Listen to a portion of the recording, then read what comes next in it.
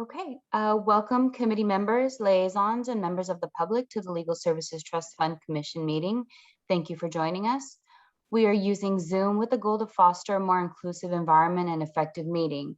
If you would like to comment during the meeting, please type "I have a comment" or "I have a question" in the chat, and a message will be sent to the host. Alternatively, you can also use the raise hand feature. In efforts of transparency for all those joining this public meeting, whether by phone or Zoom, we request that you refrain from having side conversations on chat about the content of the meeting. Again, the chat feature is utilized simply as a tool for you to virtually indicate that you would like to speak in order to help the chair facilitate the discussion. A friendly reminder that all Legal Services Trust Fund Commission and meetings are being recorded and will be posted to the State Bar website, so please be aware of your surroundings behind you. If you use your phone to dial into this meeting, please be sure your computer's microphone is on mute to avoid audio feedback issues. And lastly, while joining audio via computer is highly recommended, if an individual loses audio, they can call in separately using the Zoom conference number.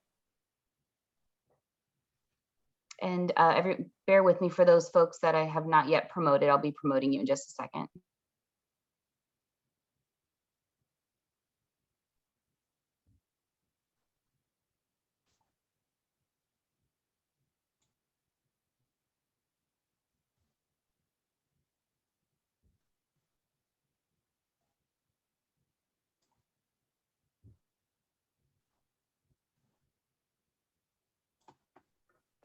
Okay, I see a number of people coming in now that they're being promoted.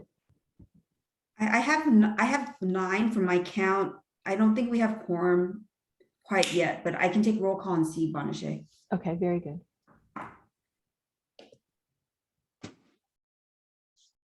Bonachet Gluggy, Yes. Eric Iskin. He's just being promoted now, but he's here. Okay. He's here. Okay, great. Thank you, Vicki. Rich Rhinus. I'm here, Dwan. Oh, It's Eric. thanks, Eric. Thank you. Rich Rhinus. I thought I saw Here. Rich. Okay, great. Thank you, Rich. Kim Savage. Is Kim on yet? She was coming from the other meeting, so. No, I don't see her quite yet. Okay, I'll skip over her. Amin Al-Saraf. Jeff Ball. Here. Great. Kim Bartleson. Kim Bartleson. Luis Bayless Fightmaster. Luis, are you on? You're on the other meeting, but maybe you haven't made your way over. Pamela Bennett. Present. Catherine Blakemore. Present. Wilba Shelley. Also present. Erica Connolly. Herman Du Bois. Here. Rebecca Delfino. Corey Friedman. Zahira Mann. Here. Jim Meeker. Here. Bob Plantold. Here. Chris Schreiber. Christina Vanarelli. Here. We have 12. And Kim is just joining us. Kim. Okay, great. Let me mark Kim. Give me a second.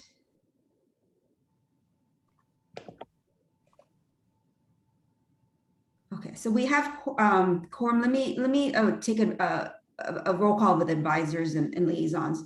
Judge Jaskell. Yes, hello, I'm here. Hi, Judge Jaskell. Justice Murray. Judge Seligman. I'm here. Great. Selena Copeland. Selena Copeland. Lauren, are you joining on behalf of Selena? I'm here. So Selena's here as well. Selena's here as well. Okay, great. Bonnie Huff. I'm here. Thank you. Christine Gonong. I thought I saw Christine. Are you? Right here. Yes. Oh, okay, okay, great. Hi, Christine. Hi. Mark Tony. Mark, are you on yet? And then State Bar staff, Elizabeth Hahn. Brady Dewar. Here. Erica, Carol? Is there any other state bar staff that I'm missing? Are there any commissioners that joined while I was doing roll call? Yes, I Kim did. Savage. Okay, I have you, Kim. Thank you. Thank you. Louise Fightmaster. Let me see if I have you, Luis. Give me a second. And Mark Tony is in. I'm just promoting him now. Okay, great. Hi, Trustee Tony. Welcome. Okay, My Bonnie. apologies, Dewan. I believe Michael's also trying to join as well. Michael, our staff, Michael? Yeah. Okay, I'll put him on. So Bonnie, I hand it back to you. We have 14, we have comfortable quorum. Okay, beautiful. Thank you. Let's go ahead and move to public comments. Is there any member of the public that would like to be heard right now? Yes, Becky Moskowitz would like to let me give her permission to speak. Becky, you now have permission. Thank you. I'm a supervising attorney with the Law Foundation of Silicon Valley, a legal services organization that receives IOLTA and EAF funding, and I'm speaking related to item 4E. We would like to support the continuation of counting expungement, infraction assistance, and other similar activities as qualifying activities for the purposes of determining both an organization's primary purpose as well as the ability to use IOLTA and EAF funding for this work. As explained in our letter of support, we believe that support for expungement and infraction work is critical to advancing race equity and also helps to eliminate substantial barriers to employment and housing so that our clients can stabilize their lives and have fewer legal issues. The Law Foundation strongly believes that IOLTA and EAF should continue to support this important civil rights work. Thank you so much for your time. Thank you kindly. Thank you. It looks like actually I'm looking in the chat section. Vicky, we have a number of individuals who'd like to make comments. So Yeah. Would you like to just run through them? Sure. Okay. So let's go with Andy Grossman. Andy, I'm giving you permission to speak now. Hello, I'm from Betsett Legal Services. Betsett is a nonprofit law firm in Los Angeles that provides free, comprehensive legal assistance and representation, volunteer and court-based self-help services, and legal education to over 90,000 people each year. We provide this comment in support of staff's recommendation to allow expungement and infraction work to count in qualified expenditures for IOLTA and EAF grants. Infractions are a very common issue in our Preventing and Ending Homelessness project, especially among the transitional age youth that we work with. We suspect TAY often are less experienced with navigating unhoused life and are easy targets for law enforcement. We would estimate around 20% of TAY come to us for infractions. Over the last 5 years, the number of cases that involved in expungements and infractions increased from an average of 4 per year in 2016-2018 to an average of 60 per year in 2019-2020. For a legal professional, expungements and infractions can be handled with very little time commitment, particularly as compared to something like an unlawful detainer. The impact on the client, however, can be profound, as an expungement can have a direct impact on their economic and housing stability. For example, a client recently came to Betsett seeking help with expungement and criminal record sealing matter. Several years before coming to us, the client had had a good paying job working with the contractor supporting FEMA. When the contractor eventually did a background check after the emergency period ended, an expungible misdemeanor came up. Due to the company's policy, they had to let him go. The client didn't even know that a conviction and arrest for more than 10 years prior could affect him that severely. Eventually, due to the job loss, he and his family lost their housing. When the client came to us, we were able to have the misdemeanor expunged and the arrest sealed. He was grateful we had opened new opportunities for him, opportunities that included a new job so he could give his family the stability and safety they used to have. Because of the integral role such work plays in providing our indigent clients comprehensive civil legal services, we are in support of staff's recommendation to allow expungement and infraction work to count in qualified expenditures for IOLTA and EAF grants. Thank you. Thank you, Andy. Shall we continue, Vicky? Yes, now I'm gonna give, let's see, Katie Dixon, you now have permission to speak. Thank you so much. Can you guys hear me? Yes. Good afternoon. My name is Katie Dixon, and I work for Legal Aid at Work, a nonprofit public interest organization that represents and advocates for employment rights for low-wage Californians. And thank you all so much for allowing us to speak in support of line item 4. And I just want to talk about the importance of expungement work as well, and why it's critical for attorneys to be involved in this civil rights work. I'm a formerly incarcerated individual myself. And for formerly incarcerated people like us, the stack of barriers that we face, known as collateral consequences, are no longer a secret. Nationally, we have identified over 44,000 collateral consequences. These can be from anything from a lifetime ban on voting to a 3 to 5 year loss of access to public benefits such as food stamps. These tacked on subtle arms of disenfranchisement literally acts as barriers to our civil rights. Expungement is absolutely critical to employment work. In 2021, there are over 27,000 state occupational licensing restrictions. And without having access to attorneys that help us provide access to expungement, people like myself will be relegated to low wage, low skill set employment opportunities, and therefore relegated to just a life of hard time struggle.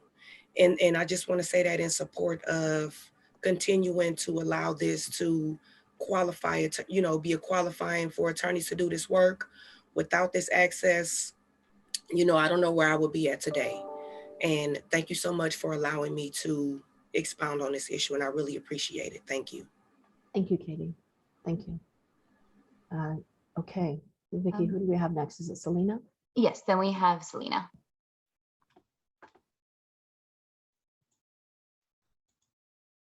Hi, am I up for public comment? Please. Yes. Go ahead, Oh, thank you.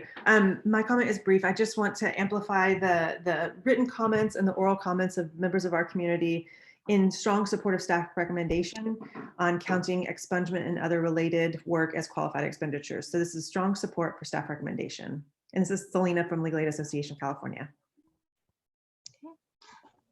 And lastly, we have Sabrina Forte. Sabrina, let's see, you now have permission to speak. Good afternoon. My name is Sabrina Forte, and I'm the Director of Policy and Impact Litigation at the Alliance for Children's Rights. I'd like to comment on the same item on the agenda regarding the treatment of expungements, infractions, and similar legal services. We too support the staff recommendation that these services should continue to count toward grantees' qualified expenditures amounts. And we also support any ongoing or future efforts to permit the use of IOLTA or EAF funds toward these services. As background, the Alliance for Children's Rights is a qualified legal services provider, and while we do not ourselves have a robust expungement or infraction practice, we believe this work that many of our QLSP partners have stepped up to undertake is absolutely essential to removing civil legal barriers that keep children and families in poverty.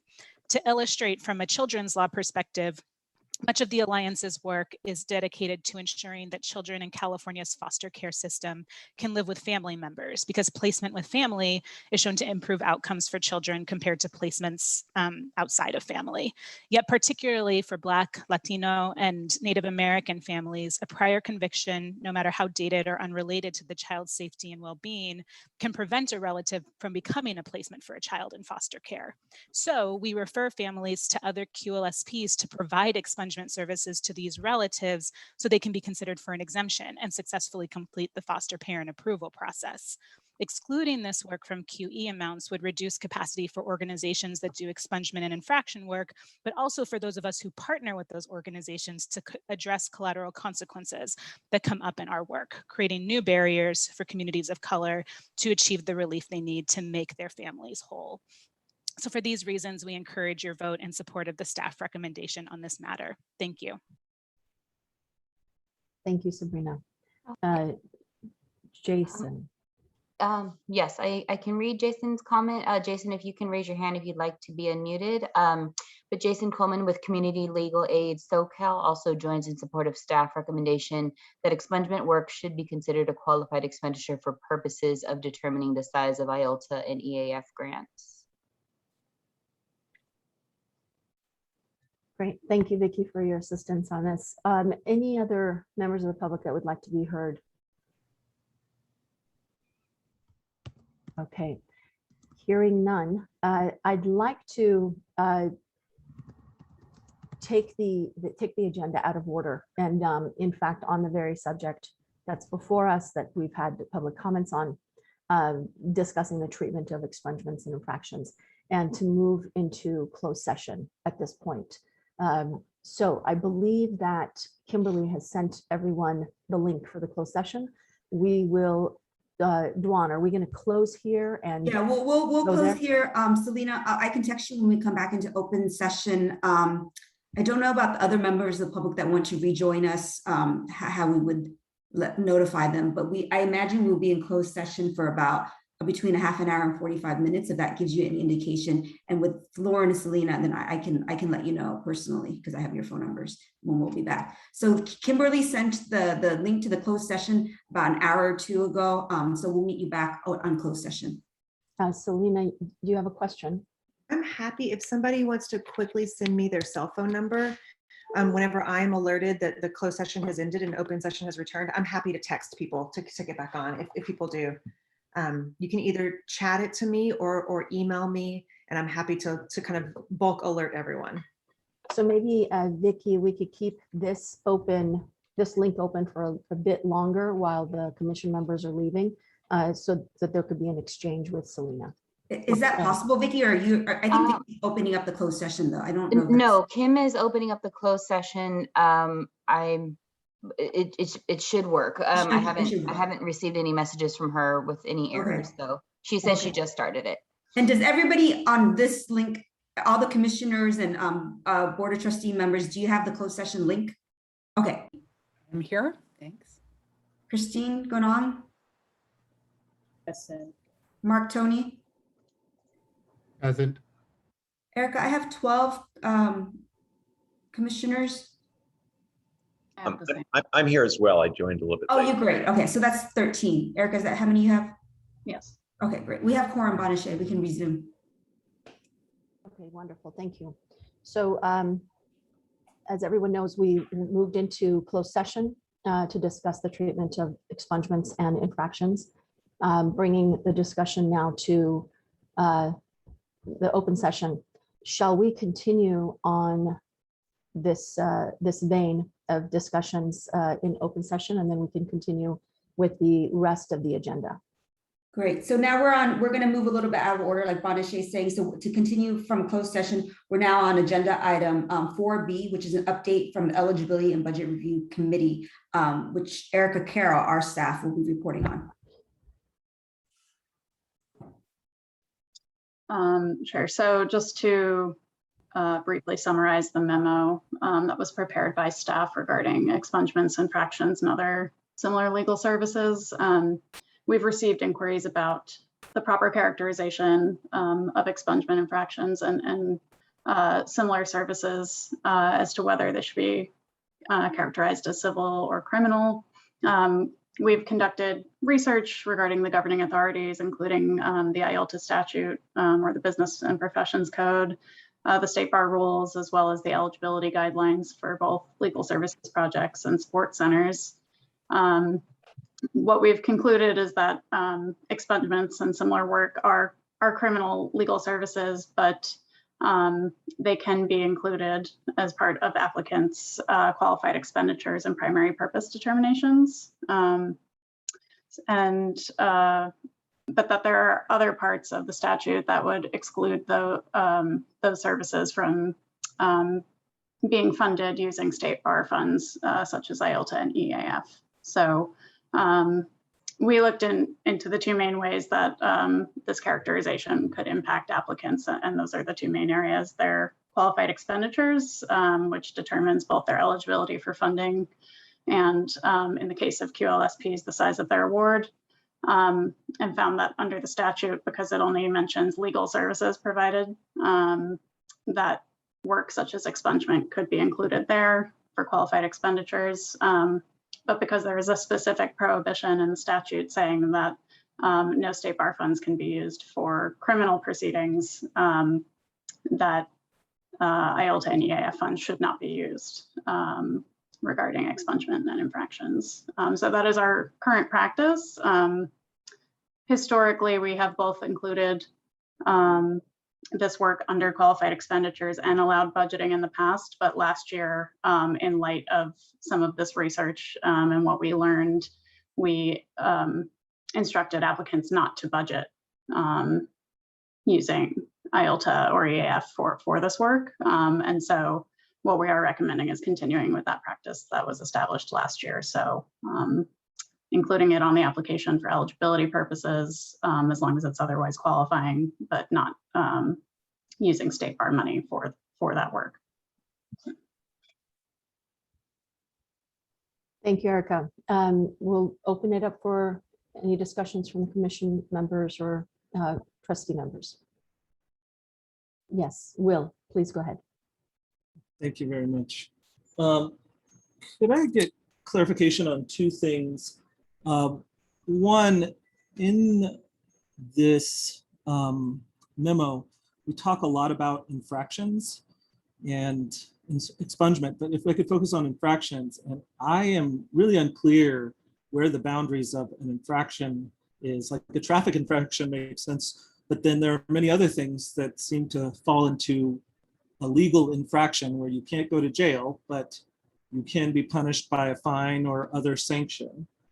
And then was there a vote by this commission on declaring those expenditures as not eligible related to expungement and infractions? So I think those two things would help me. Sounds like a Brady question and then a Dawn question. Brady, could you answer the, Yes, the it first is. part? Hi there. My name is Cecilia. I'm calling from Phoenix Studio LA, and I'm headed to you to deliver. It sounds like, yeah, if everyone can mute themselves, please. Thank you. Go ahead, Brady. Brady, are you back? I actually don't see him.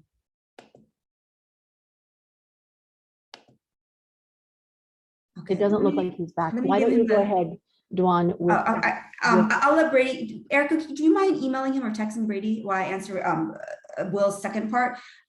So was your question the second part, whether the commission and our program has ever found infractions work not qualifying? I'm sorry, is that what I? Yeah, I just, my dad memory has been really terrible, so we may have voted on this. My and I understanding, forgot. yeah, my understanding is that we have not, at least as far as I've been here at the bar, and as far as the information that I've seen, and you know, this program has been in existence for over 30 years, so I can't say you know that I can't say that for sure going back all the 30 years, but I know as far as I've been here about 6 years, in recent memory, the commission and staff have not found infractions of work non-qualifying. Is that correct, Erica, your understanding? Yeah.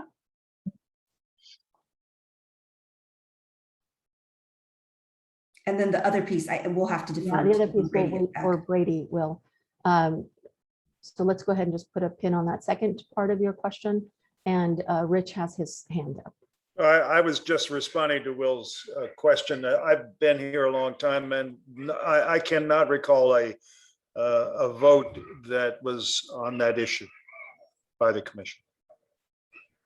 Thank you, Rich. I guess I'm a little concerned that that we made a decision to restrict the usage of funds, but didn't discuss and vote on it.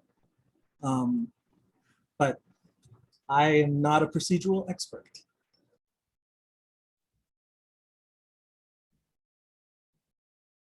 Very good. Anyone else on the commission or among the trustees that have a comment or a question with respect to the staff memo?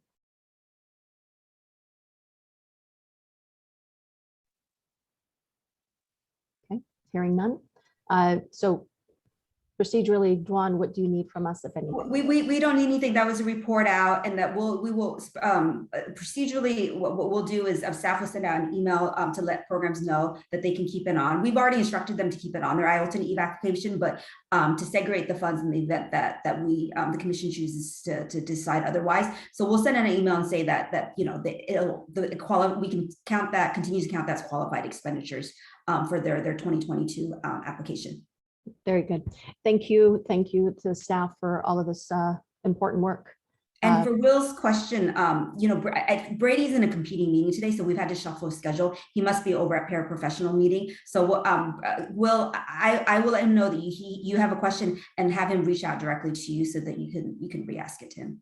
Okay, and if I can expand just a little bit, I guess because there are so many different types of infractions, like tax code violations, or what I would consider infractions, welfare code, the welfare fraud can be an administrative procedure or a criminal procedure.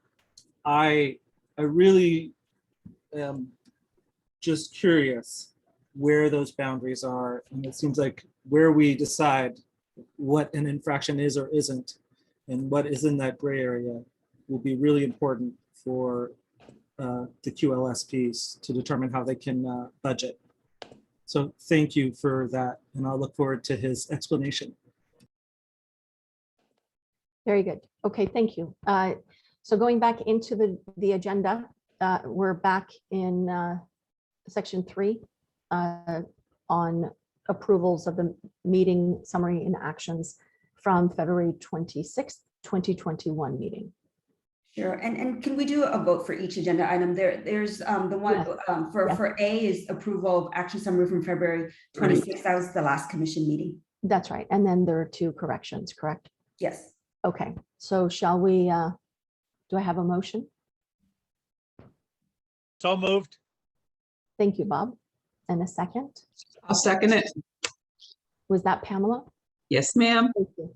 Great. I have a question, if I can, on that. I'm not listed as being there, and I'm pretty sure I was. Oh, okay, we apologize, Luis. We'll do a friendly amendment and get you corrected for the final version.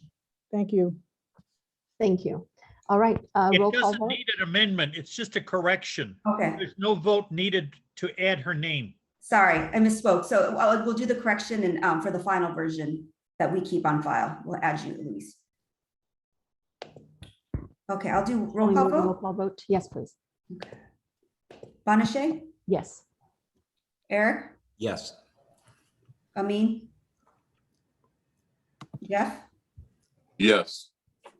Kim? Yes. Louis? Oh, sorry, that was Kim Bartison. I'm sorry, I apologize. Kim. Luis? Yes. Pamela? Yes. Catherine? Yes. Will? No. Erica Connolly?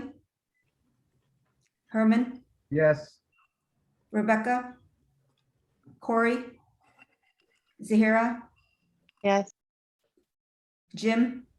Yes. Bob? Yes. Rich? Yes. Kim Savage? Yes. Chris? Christina? Yes. 13. Erica, do you have 13 as well? Yes.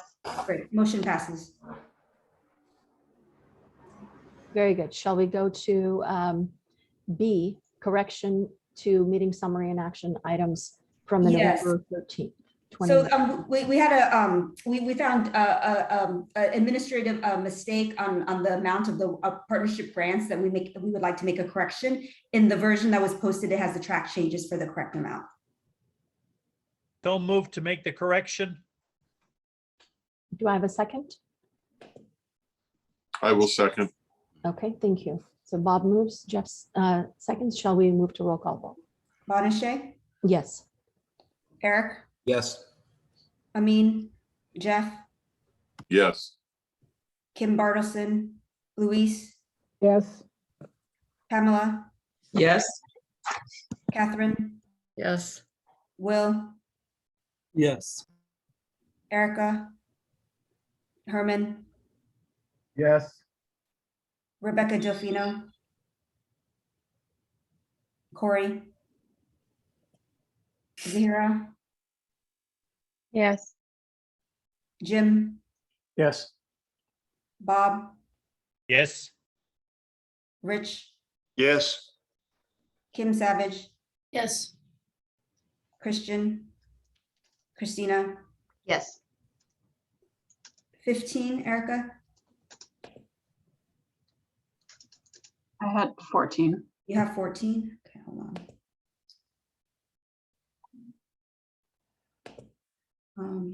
Let me do one more time. Bonachet, Yes. Eric, Yes. Amin, Jeff, Yes. Kim Bartleson, Luis, Yes. Pamela, Yes. Catherine, Yes. Will, Yes. Erica Connolly, Herman, Yes. Rebecca, Corey. Okay, that was my mistake. I'm sorry. So Zahira, Yes. Zahira was a yes. Jim, Yes. Bob, Yes. Rich, Yes. Kim Savage, Yes. Christina. Yes. Okay, I have 14. Sorry, that was my error for Corey. So motion passes. Very good. Thank you for double checking. All right, moving on to C, C. another correction. Another correction for AIDS Legal Referral Panel. This is their homelessness prevention grant. The mistake was they had asked to take that amount in a 2-year grant instead of a 3-year grant, and we didn't notate that it was a 2-year grant. And the grant agreement, when we issued to them, we did modify it, but on the commission approval sheet, it still shows as 3 years. So we're going to make that substantive change. We can't release the funds to them until we have the correction. Very good. Is there a motion? I'll I move. think Catherine just tried to move. It's fine. I'll second. Okay. And All who right. moved? I'm sorry. I did, I think. Eric. Eric, is that Eric. you? Yeah, sorry. Okay. Eric moved, Catherine second. great. Roll call vote, please. Bonachet, Yes. Eric, Yes. Amin, Jeff, Yes. Kim Bartleson, Luis, Yes. Pamela, Yes. Catherine, Yes. Will, No. Erica, Herman, Yes. Rebecca, Corey, Zahira, Yes. Jim, Yes. Bob, Yes. Rich, Yes. Kim Savage, Yes. Christian, Christina. Yes. I have 13, Erica. Yeah. Okay, motion passes. Okay, very good. Thank you. Let's go to line item 4, updates on the grant administration, please. Duan, with a update for 2021 monitoring visits. Yes, we included under update on 2020 monitoring visits, a list for you of all the site visits that are scheduled for 2021. A number of them have already been conducted or scheduled. If you would like to attend with us, just please email me and I'll coordinate with the staff that's handling that. You're welcome to attend for the entire site visit or a portion of it. We would love to have you on board. Hey, And Duan, are you doing this in person? Yeah, my question. Oh, sorry. It's still being conducted remotely, and I anticipate through the entire year it'll be conducted remotely until we're back to normal. Okay, Herman, was that your question as well that you had your hand up for? Okay, very good. So let's move on to B, please. Update on from the eligibility. Oh, actually, we completed that. Oh, we did that. Okay. So then C, update regarding the provisional licensing. Okay, and I have some slides prepared, but I'm gonna go pretty quickly because you've already been provided the update in the background. So let me share mine.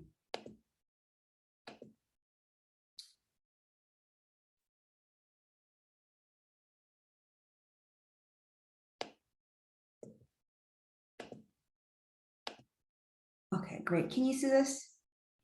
Okay. So just as a reminder, last year, there's a legislation that passed to provide an increase to $5 for the opt-out donation in the legal aid attorney fee statement. The commission was set to administer that and delegated authority to staff in consultation with the commission's executive committee to develop a scoring rubric and to determine grant awards. So I'm providing this to you as a report, and there doesn't need to be a motion or any action taken. And again, that statute, that money was to hire provisionally licensed lawyers. And if there were any unspent funds or return funds, then those funds would be distributed through the IOLTA formula. So the revenue that we received in 2021 was $739. There might be some additional money from attorneys paying late fees, so that number might be increased slightly. For 2022, we project $621,000 for a total of $1.36 million. We received 32 applications requesting about $2.4 million, and again, we have 1.36 to distribute. So the staff and XCOM met, and XCOM, and again, in consultation with staff, decided to award 20 grants, totaling just $1 short of that total amount. So there are PLLs, 3 PLLs would serve every county, 17 PLLs would serve 43 counties, including 30 rural ones. And then there are 15 PLLs that in the application would be working specifically on COVID-related natural disaster and rural legal aid issues. The average grant award is $68,000, and the average grant term is 12 to 13 months. And we didn't set a cap on this. We let programs kind of make a request on how long they want the funding to last and a budget for it. There was, I'm just going to quickly go through this because there was a staff agenda item that was to the XCOM that goes into this there in a lot of detail. It was a fairly quick review process. Staff and the XCOM developed a scoring rubric. That scoring rubric and the distribution plan was elevated to the Board of Trustees for approval. Staff took a first review of applications, then presented a slate of recommendations to XCOM to approve. You'll see in the meeting materials, these were the 20 programs that were granted award. And this is a little misleading. I wanted to let you know that there are 20 of them, but you'll see some of the scores are some programs receive the same scores. So this isn't a rank order, it's just the number of award recipients. I think this goes through, I already went through this. And then in terms of next steps, we've already released grant agreements. Staff is right now in the process of verifying that those PLLs were in fact hired or have been offered a position. We will be issuing the first payment in early August, and the second payment will go out next year once we receive the attorney licensing fee awards. And staff will be also developing an evaluations for the host organization. So with that, I'll stop sharing and see if there are any questions. And anybody from executive committee, if there's anything that I missed that you'd like to add, please do. Any questions or comments? Okay, very good. Thank you very much, Dawn.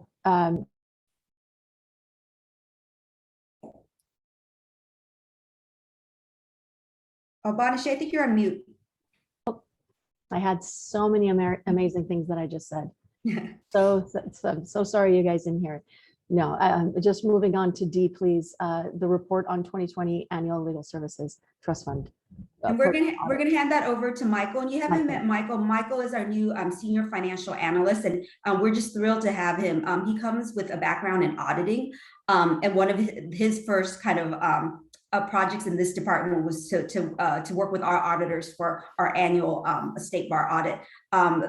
There's a statutory requirement that the state bar is subject to an audit.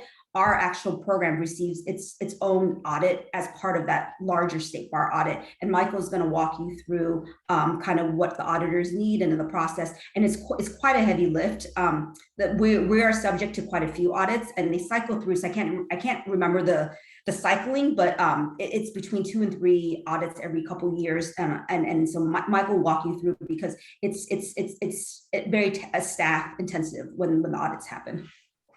Welcome, Michael. Thank you. Thank Please you. go ahead. Thank you so much for everyone's time. Let me share a brief presentation we've prepared to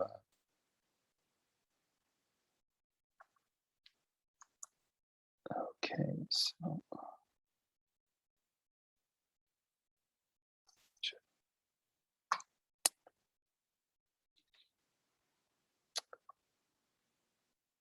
so to Don's point, our office, we partnered with our other team members in the finance department to provide financial analysis activity and reporting to support our state bar year-end audit. And inclusive in that process is also providing requested schedules and financial reports and additional supporting documentation for detailed testing that our external auditors had selected. So the typical timing of the audit, we are a December 30 1 year in. So usually we would get audit requests I want to say starting the last week or so of January. I started with the state bar on February 8th. So just that first week, we started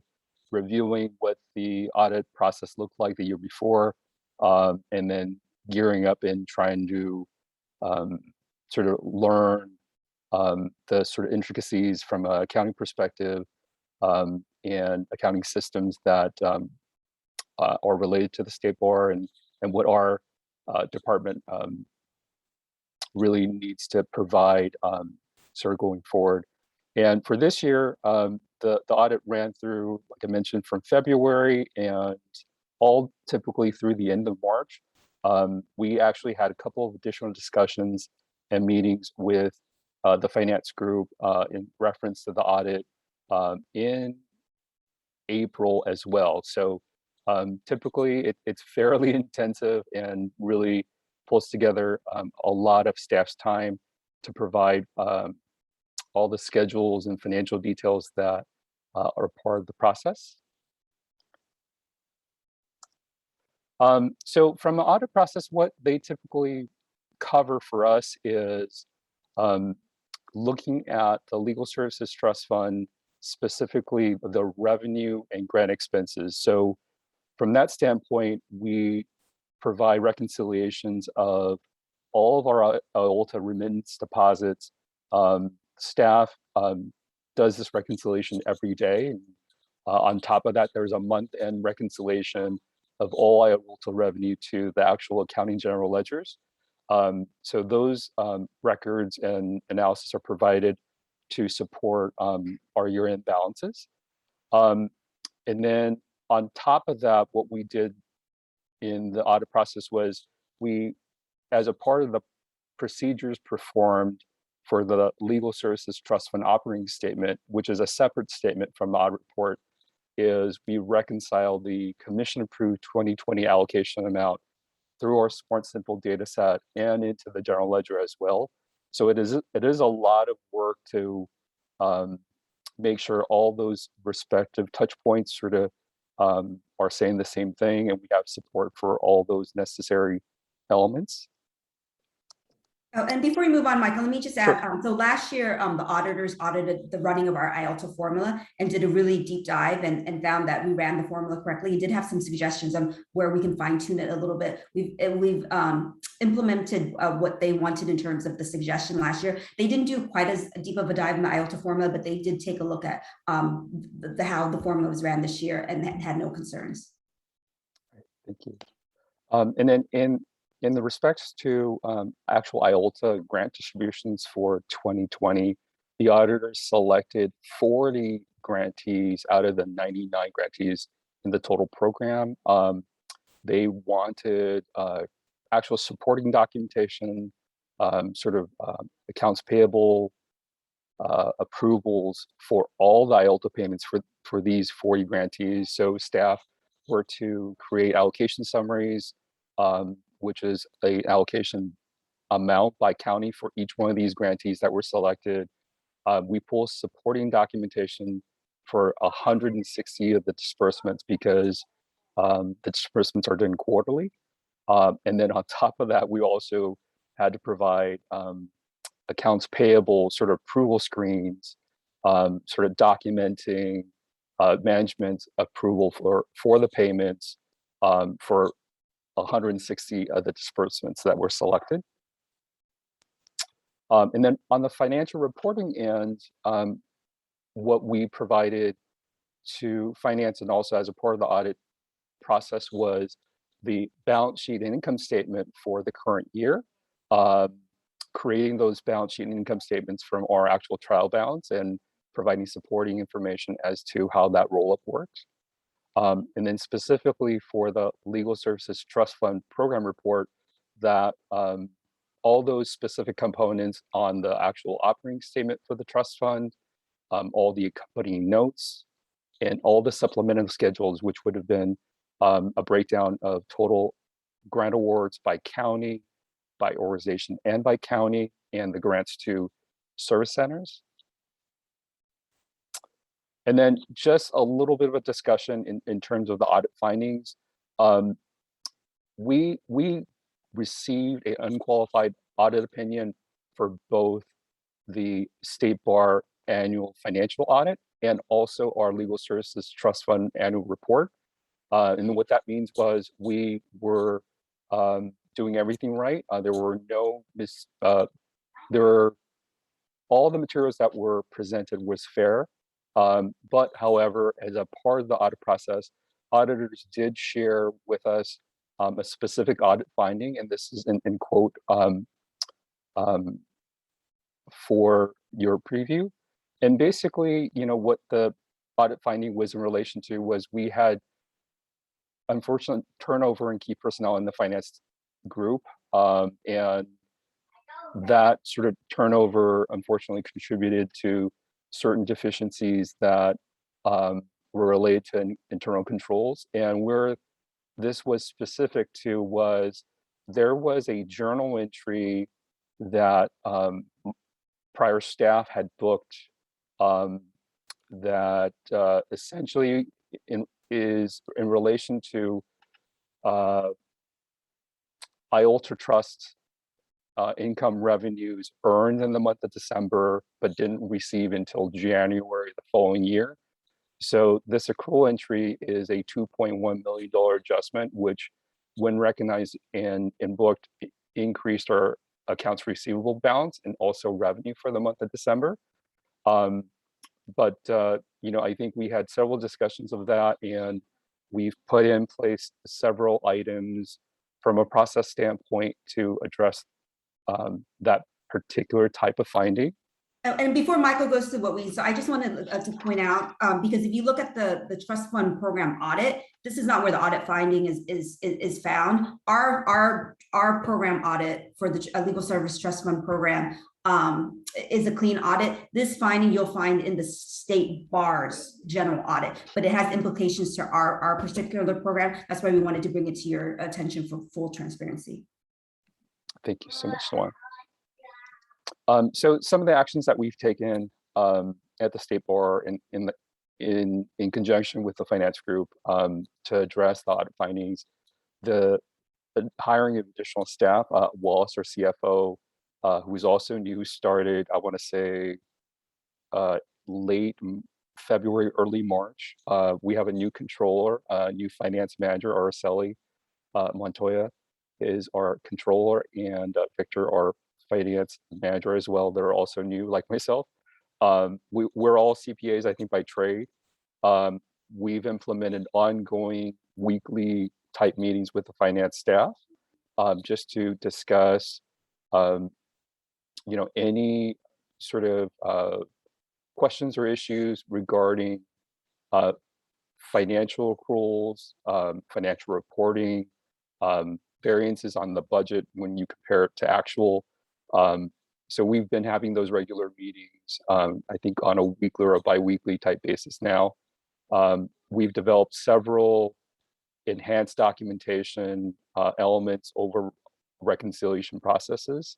You know, when I first started, I think we reconciled all the grant disbursements and all the grant revenue elements for the audit.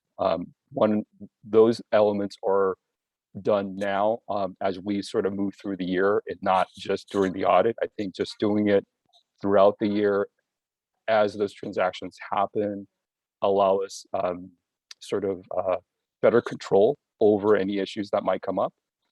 We've also started and developed a log of all manual journal entries that were booked or that will be booked, just as a better sense of control over what goes into the accounting financial statements. And then we've also consolidated a log of all sort of incoming paper checks that were received, just so we would have an easy access point for those supporting documents. And that's the end of the short presentation. I also wanted to add that, you know, we're going to get to this when we talk about the next agenda item, because our office distributes such a large amount of money and we're going to be distributing more next year. Elizabeth and I, one of our priorities as managers of this office is really to firm up our internal protocols and our fiscal procedures and, you know, really have that lots of control. So not only will our finance team be meeting with the State Bar's finance team, Elizabeth and I will be meeting with our team quarterly to make sure that everything is reconciled. If there are any substantive issues, we're going to be building it in to report the Trust Commission if there are any anomalies on a quarterly basis as well, so that there's just the additional internal controls and oversight that comes through back to you. Thank you again, Michael, and again, welcome. Any questions or comments on that which has been discussed thus far? I had a question on. Yes, Will. Well, actually, I guess this was on the report. Was there going to be another presentation separate on the program report? What program report are you referring to, Will? The oh, it was just the one included in the agenda. Since he was talking, it seemed mainly about the State Bar audit. I wasn't sure if there was a difference there, but I wanted to ask about the letter from the MGO, Certified Public Accountants. I just didn't understand the line about our examination does not provide a legal determination on the State Bar's compliance with specified requirements made. Since there were no specified requirements, it didn't make any sense to me, and I was confused. Carolina, Michael, could you? So I think I recall the specific area that you were talking about. So while Michael's pulling that up, again, the larger annual audit looks at, there's a schedule of actual accounting controls that they review every year. And that's what the focus of that audit is on. And so my understanding is that there is sort of no legal recommendations for adjusting any specific practices, accounting practices, but more so this is simply going through, there's about, several items that they review every year across different departments to ensure that those controls are in place. And I believe that's what that point is making, to that there's a separate analysis that's done, and their goal is not to provide any sort of legal recommendation on the changing of policy. Okay. And Will, we apologize. Oh, sorry, Will, we apologize for the confusion, but we did collapse our program audit, our offices, and the State Bars. That last finding that Michael showed you, that was from the State Bar General Audit, but it has implications to our grants, and that's why we wanted to share it with you. But what's linked is our specific Legal Service Trust Fund Program audit. Right. So it sort of blurs the lines a little bit in terms of the procedures performed by the auditor. I think because of the fact that, you know, we're actually financially, we're actually such a large part from the State Bar in terms of actual financial transactions that take place. There is, and on top of that, we have a separate report just for the Legal Services Trust Fund. There is added emphasis in terms of additional test work that the auditors have for us. And, you know, as a part of the presentation, I'd shared some of the actual detailed test work that the auditors selected, which was to actually tie out all the disbursements for like 40 of the 99 grantees that we dispersed to. So that section specifically addresses the Legal Services Trust Fund program because it only had to deal with us and was strictly from the materials provided to the auditors for the Legal Services Trust Fund report. I hope that makes sense. And I just want to underscore again, this audit is really intense. As you can see, you know, we have 100 programs and they pulled 40 of them. So it's not a sampling. It's kind of half of the work that we do. So there's lots of transactions that get pulled, lots of paperwork that gets provided to the auditor. It's not a sampling at all. It's a very in-depth, intense audit. And just to note just to reinforce the presentation really is to identify, as Dawn mentioned, there's a series of transactions that are reviewed to ensure that there's controls in place, and the auditor is looking to review those on a continual basis. So these items are revisited every year. In the event that there's any significant changes, that's a larger discussion with I believe the Finance Committee with the State Bar. And then those discussions are then provided in the documentation in terms of decisions made. So we really are just trying to highlight what the findings are, which were positive for us, and what the transactions review process in terms of staff time is committed to. Well, thank you. Thank you all for the heavy lift. This is a lot of work, and thank you again for being responsible and transparent with the amount of money that's coming through this office. All right, shall we move on to Dawn for update on the legal aid funding? Yes, and if it's okay, Banashe, I'd like to table item 4E, update on legal aid funding, because it's going to get absorbed in our presentation with the 2022 IOLTA distribution. Sure, absolutely. A couple slides there. Absolutely. Then should we move on then to 5, yes. Business A? Let me reshare my screen.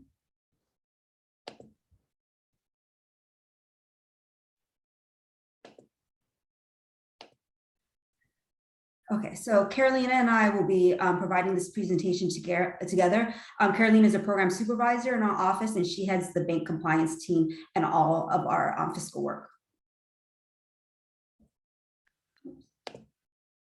Okay. So I'm going to go through kind of the timeline of what when the decision needs to be made with the 2022 IOLTA distribution. We're going to give you background again on the IOLTA statute, the reserve policy. Then Carolina is going to take you through the IOLTA revenue projections.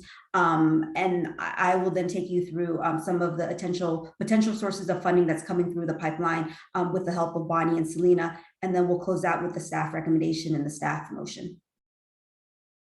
So just as a quick reminder, last year, March 16th, the federal funds dropped their rate to near zero. That rate has not increased, and we're still in that near zero interest rate climate. We're meeting today the commission is going to finalize its 2022 IOLTA distribution recommendation. That recommendation goes to the Board of Trustees next month. Right after that, we let the programs know so that they can start planning for their 2022 budget. And we have been kind of providing the legal aid community with updates of IOLTA revenue so that they can gear up and plan for 2022. And we're so lucky to have both Mark and Christine here today to participate with us from the Board of Trustees. So really quickly, the IOLTA statute was enacted in the early 80s, and attorneys are required to put into IOLTA accounts when they hold client money that's nominal and short term. So they're required by statute to hold it into IOLTA interest-bearing accounts. The IOLTA statute regulates attorneys and not banks. So the state bar does not have kind of regulatory authority over banks. But as Jeff kind of pointed out last time at our last commission meeting, the banks are subject to another oversight body. It's just, I want to note that it's not the state bar, that's the regulatory agency. So our kind of role has been it's a negotiation with the banks to get them to be at a higher interest rates than sometimes they have to be. The statute was amended. The last time the statute was amended was in 2008, and that was to enact the comparability rule, which pretty much says that banks have to provide IOLTA accounts with comparable rate products. And because of that, that change in statute, when interest rates were high, we were able to kind of capitalize off of that comparability rule. In 2019, the state bar enacted a leadership bank program where if banks elected to be part of the program, they would be posted on the state bar website and have other advertising kind of things that we provide to them, but they have to pay at least the ECR rate on all of their IOLTA accounts and waive fees and changes on the IOLTA accounts. So really quickly, we call IOLTA grants mainly because they're from the interest that's remitted from the IOLTA accounts. But we just wanted to note that there are other revenue streams that go into making IOLTA accounts that you should be aware of. The most notable one is our Justice Gap donations that bring in between $5 and $9 million per year. So it is a substantial portion. But when we talk about IOLTA grants, it's not just strictly IOLTA interest revenue. It does come from other revenue streams, just to be mindful of that. There's a reserve policy that's also posted in the meeting materials. And basically, the reserve policy has a 4-step calculation for how to determine the reserve when we're in a rising income environment. When interest rates are climbing up, we have this 4-step calculation so that we build up our reserve. There's not a lot of guidance when we're in a declining income environment like we are now. The policy says that the commission should strive for between a 30 and 75% reserve, and the commission is welcome to deviate from that to then elevate to the Board of Trustees. But what we see when we looked at historically, that you have stayed within that 30 to 75% target range. We will be looking closer at the reserve policy early next year. Carolina, Michael, and I are going to be working hopefully with some members of the commission on this, as well as LAC, to really revisit the reserve policy to see first whether that 4-step calculation is still applicable. But more importantly, we need a bit more guidance on when we are in a declining income environment. And I think we'll have a lot of information now that we're seeing it play out again, and we can compare to how we handled it in 2008. So we have a lot of data points that we're hopeful to build a more a clear kind of reserve policy to kind of guide us through the next time income is interest rates are low. This was also included in your meeting materials, and it just is really kind of high level what our IOLTA revenue, the percent change over year, the IOLTA distribution, and the percent change over prior year. And the one thing to keep in mind is that we collect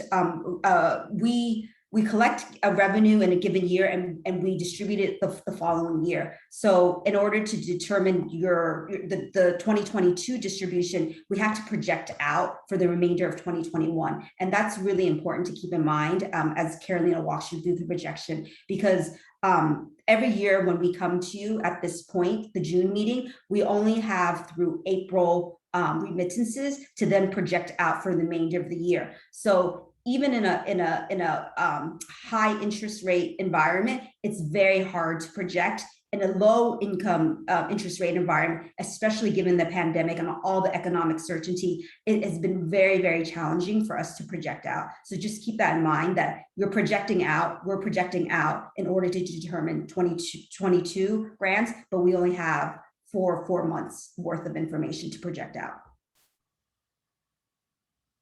Okay, so Carolina, I'll hand it over to you. Okay, thank you, Duan. So we want to divide up the discussion in terms of looking at projections versus actuals for the prior year before we go into looking at projections and revenue for the remainder of 2021 for the purpose of determining distribution for 2022. So this slide here highlights revenue and expenses. We note in 2019, the revenue that we collected at that time, that's total revenue, was 55 million. So that's a high amount of revenue collected for the IOLTA program. In 2020, there was a projection of 27.2. And again, that projection is really considering, that unknown rate environment in response to the pandemic, and the commission took the necessary caution to approve a conservative projection. We're fortunate to have come out of at least those past few months with a higher amount of revenue. Initially, we were perceiving, again, 27.2, and we resulted in about 36.2 million in total revenue.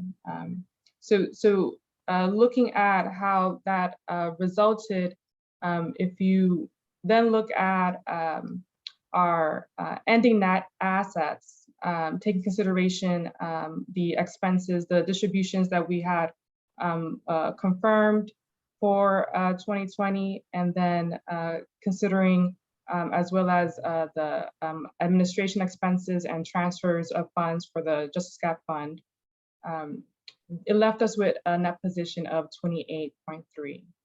So Carolina, can I just summarize really quickly? Because I know that not everybody's used to looking at the spreadsheet. So this time last year, when we went to do 2021, a distribution, we had projected that our revenue through 2020 would be that 27 million number that Carolina is pointing out to you. But at the close of the year, we actually received 36 million. So our projection, we came out a lot better than we thought, is the big takeaway. And that's why our net position is a lot more than what we had originally anticipated. Yeah, and to that point, it's that 28.3 net position is still not close to the 2019 net position of 49.8, and that shows that we're still in sort of a unpredictable rate environment, and that will be something that we're continuing to review as we're trying to identify revenue for the remainder of 2021. So yeah, we're still at even though the good news is that we're doing better than what we thought we would be doing last year. The bad news is that we're still the shortfall of about $20 million there from our high water mark in 2019. That's correct. Next slide, please. So before going into a discussion on the projections, we wanted to be clear in terms of what our assumptions are when looking at projections for the remainder of 2020 IOLTA revenue. So we are recognizing that rates will maintain low. Recent reports state that federal fund rate may change in 2023. So we're assuming that this low rate environment would continue. We also recognize that the scenarios are assuming that the overall IOLTA assets, so that's total average balance on all the IOLTA accounts, would remain constant. So not seeing any significant increases there. And also recognizing that banks are reassessing their rates in this current market, and may not be pushing to become recertified as a leadership bank, which would ultimately increase their IOLTA rate. And also recognizing that as things are slowly opening up, the office law firms may be assessing their work, that voluntary donations on fee statements to SCAF fund will decrease slightly. So these are just sort of high level assumptions that we made when assessing the 2020 IOLTA revenue projection. Carolina, Eric has his hand raised. Do you want to take the question now or later? Oh yeah, we can take the question now. Yeah, just I hear all this talk about interest rates rising. Am I mishearing things? So we were speaking with our consultant about that, and it's difficult to assess. They were believing that the IOLTA rates may go up in 2022, even though the recent report says 2023. The challenge is that we don't believe that the rates are going to go up for 2021. For 2022, we're not sure, but with inflation and how banks are looking at the sort of total average balance on these accounts, they may decide to go ahead and change their rates in response to sort of the current rate environment. But again, we don't know definitively if 2022 will come out with higher rates, but the discussion amongst, at least from the consultant, is that 2021 rates are not likely to go up. And, So and the Federal Reserve did you know, they met, I believe it was last week or the week before, and they revised their position. Instead of 2024, they're saying now 2023. And Carolina mentioned that we have consultants that we work with. We also consulted with Jeff Ball on the commission, who's, as you all know, has a finance and banking experience. And I think, Jeff, do you want to say a little bit more about what you think? Yeah, no, I'd be happy to. And I think the question is a good one. We are starting to see some rate increases, but we're starting to see rate increases further out on the yield curve, meaning investments, assets that are more out in the 5 to 30-year range and not so much in the current range. So right now, for most banks, their overnight money is somewhere between 5 and 12 basis points. And so that short-term rate is continuing to put a lot of pressure on their margins and their ability to pay on the IOLTA accounts. IOLTA accounts are considered short-term.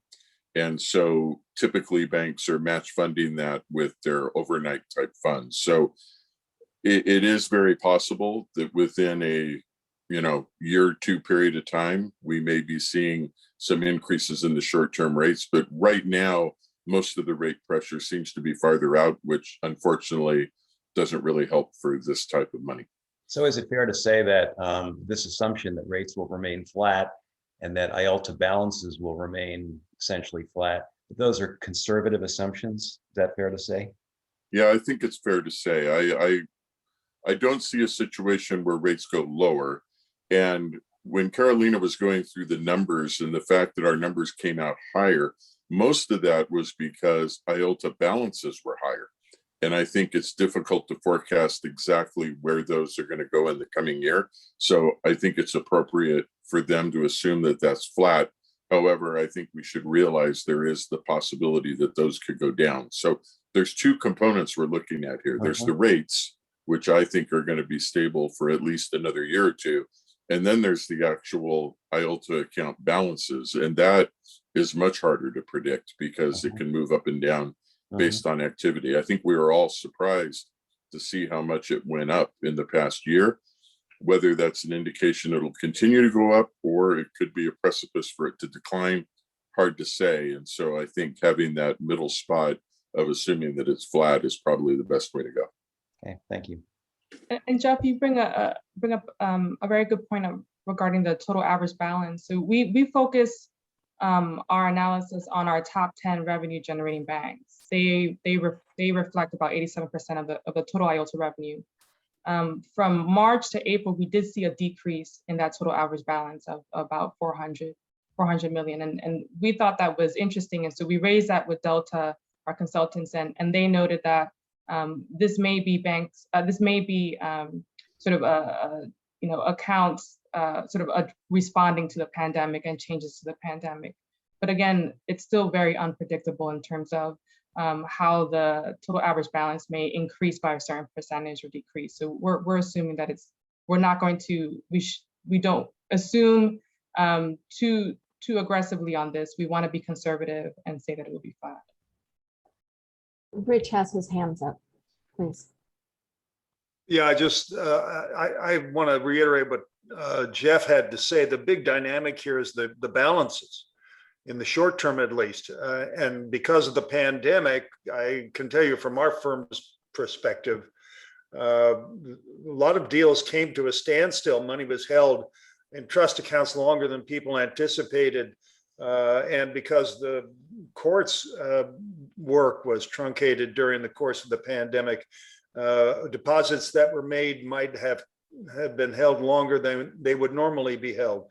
And it doesn't surprise me at all now that the economy is opening up that we're seeing a pretty significant decline in balances because we're getting back to a more normal flow of funds through the legal system. So I think it's wise to be conservative on the balance end of the equation. Yeah, Madam Chair, if I may, Richard, you make a very good point. And in fact, to some, even estimating that we're going to be flat could be considered aggressive based on exactly what you said. Right. So let's jump into the projections then.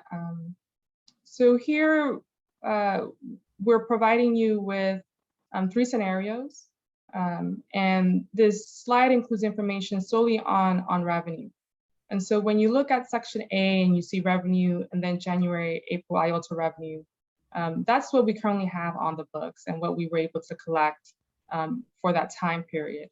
And then the May, December IOLTA revenue, those are the projections. And what you would then also see under that is IOLTA revenue in terms of the other revenue resources or revenue sources. That's just SCAF fund donation, the legal services voluntary fee donation, as well as any minor interest that we collect.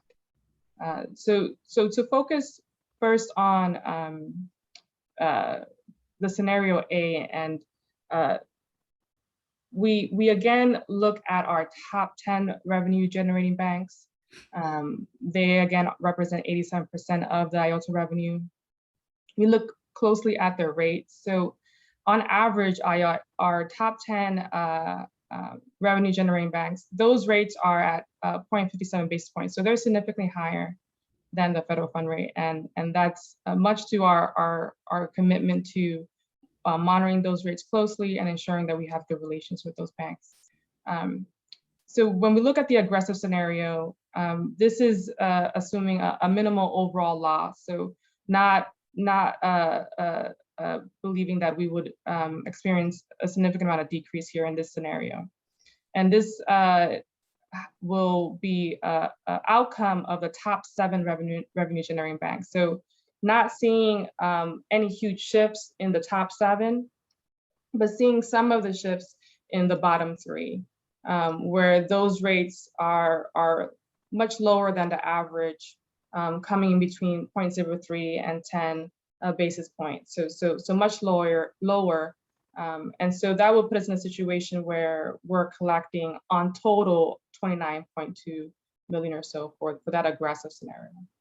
The moderate scenario is really honing in on our top revenue generating bank, the number 1 bank, Wells Fargo, who is a leadership bank and provides us a floor rate of 0.68 basis points. Holding that steady, and then the remaining 9 banks potentially reducing their rates between 10 to 20 basis points will leave us in a moderate scenario of a total of 23.4 million. And on the lower end, where we're assuming a much more significant loss in IOLTA revenue, so we're saying all the top 10 revenue generating banks will come to the State Bar requesting for a decrease. That would shift the average rate of 57 basis points to 12-15 basis points, resulting in a total of 19.2 million. So looking at how the rates may potentially change in each given scenario, staff recommendation is to look at the moderate total revenue of 23.4. So let me just take a step back because the commission has two kind of decision-making points in order to determine the 2022 distribution. First, you need to kind of determine on kind of what approach you want to take in terms of revenue projection. Would you like to go with an aggressive, with a moderate, with a conservative? And obviously you have authority to go through with something in between those, but this is what we suggest. And we would suggest actually taking the moderate approach for exactly what Carolina and Rich and Jeff were saying, in that we understand even the moderate kind of leans a bit conservative, but we think that, you know, with IOLTA funding being so unpredictable and fluctuating so much, and with all the economic uncertainty, that it might be wise to do a moderate projection and stay slightly more conservative than not. And then your second decision-making point, which we'll talk about in a couple slides, is what the reserve then should be, because those two decision-making points will then determine what the 2022 IOLTA distribution is.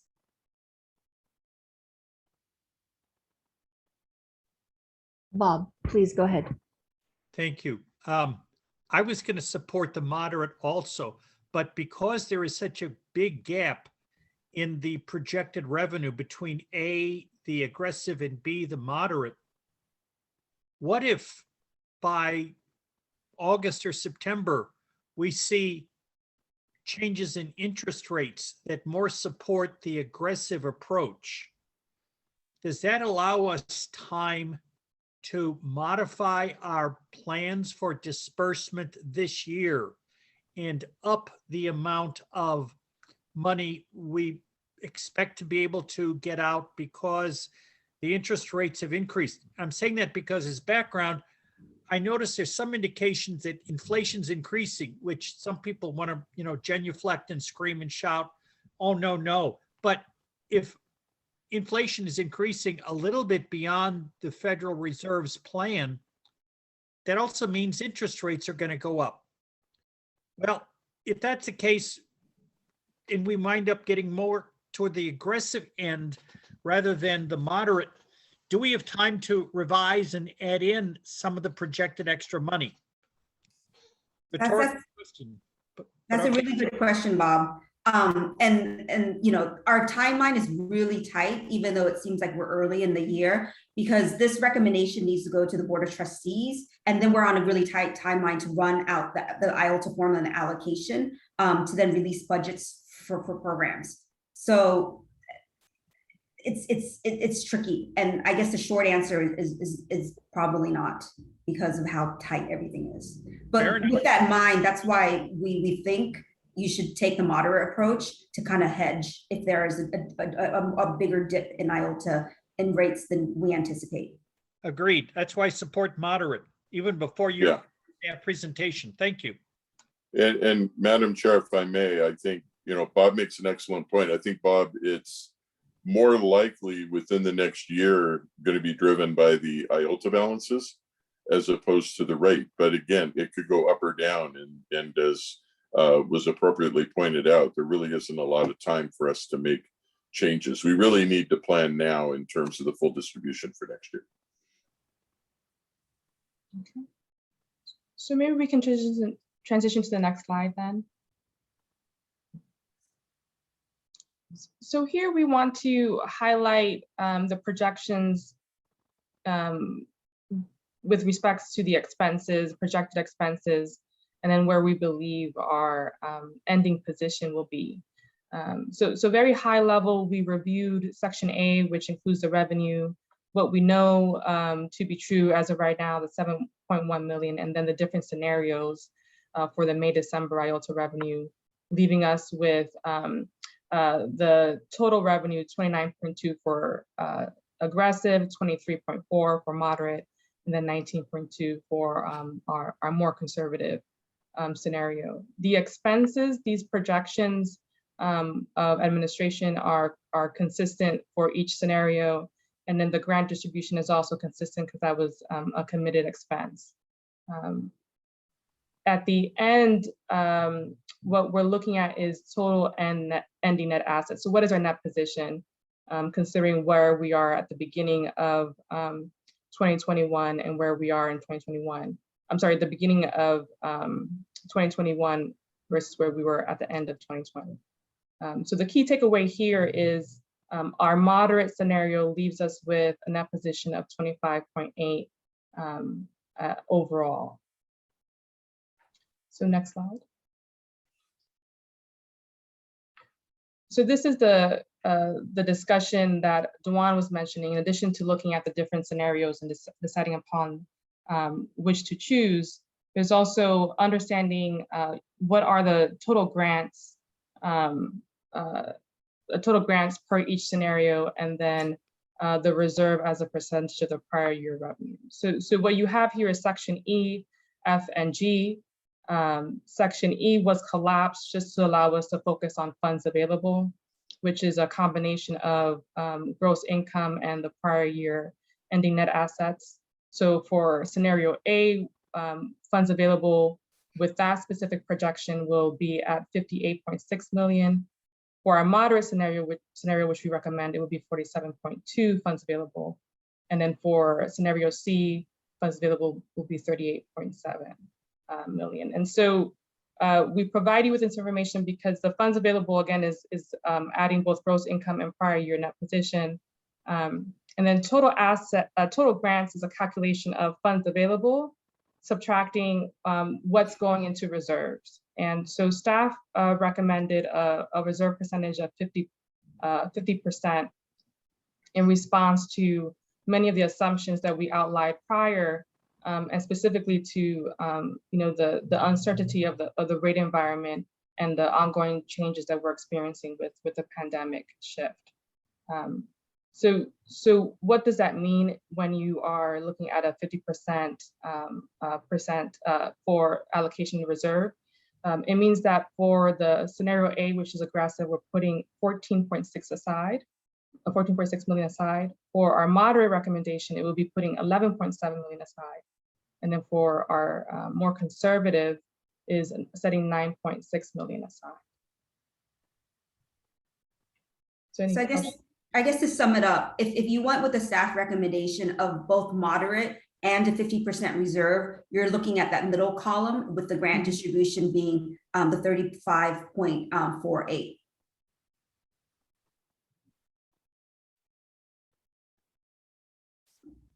And we did include a slide to provide a comparison of 50% reserve versus a 75% reserve. And to allow members to consider what it means to put more in the reserve in response to many of the uncertainties in the rate environment, and what are projections of the pandemic's economic impact that may be felt several years in the future. Do you want to transition to? And I just want to say that, the staff recommendation is 50% reserve, but we do want to encourage the commission to discuss and consider even a higher reserve, given that there will be additional funding. And I don't know if that's the next slide, but actually that's a slide after. So if you want to finish off, I could go into the all additional potential sources of funding. Before we move to the next slide, just really quick, Bob has his hand up, and I just want to make sure that he's being heard.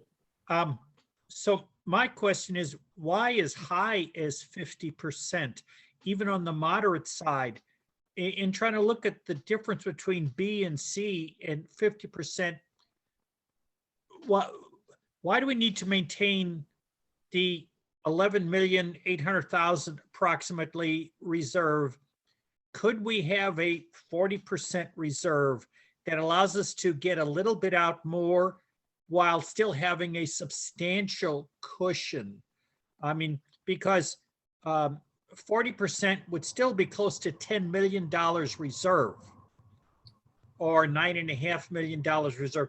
I just wonder, are we keeping too much in the bank? Yeah, that's a good question. And we did consider many, many iterations. And we think that the 50%, which is right in the middle of the 30 and 70%, again, a moderate approach because of all the economic uncertainty. And at the 50%, this year's distribution is 23.5. Going even to 50%, that's, what is that, Carolina, 48% increase.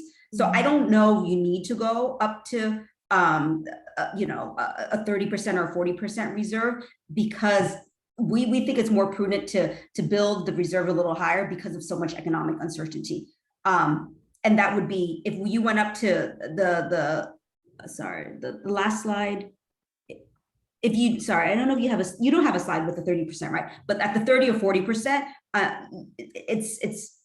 doesn't that work out, Caroline? I think we did that and it was more in the 40-something million dollars. And that would be like over 100% increase, I believe, was when we did it.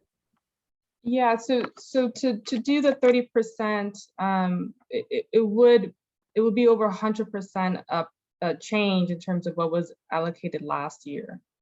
And the 50% will allow us to sort of slowly readjust by increasing slightly the distribution, but also slightly putting a percentage in reserve to begin to normalize distribution and reserve percentages over the next few years as rates become readjusted and also normalize themselves.